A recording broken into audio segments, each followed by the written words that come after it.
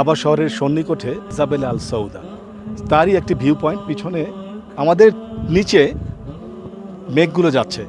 আমরা প্রায় 8,000 ফুট উঁচুয় এখন অবস্থান করছি। আসার পথে আমরা মেঘ অতিক্রম করে এসেছি, তখন আমরা কিছুই দেখিনি। তারপরে মেঘের উপর এসে আমরা এখন উপস্থিত আছি, সেই ভিউ পয়েন্টে আমরা এসে বসেছি। চলুন আমরা এইখানকার যে ওয়েদারটা সেটা ঘুরিয়ে ঘুরিয়ে দেখাই। জাবালে সাউদা অথবা সাউদা পাহাড়, এটি সৌদি আরবের সর্বোচ্চ পয়েন্ট, যার উচ্চতা 3,133 মিটার। এখানে রয়েছে নয়নরবান ল্যান্ডস্কেপ, শীতল হাওয়া, মৌসুমি বৃষ্টিপাত। এই অপরূপ সৌন্দর্য আর মনোমুগ্ধকর প্রাকৃতিক দৃশ্য আকৃষ্ট করে ভ্রমণ পিপাসুদের।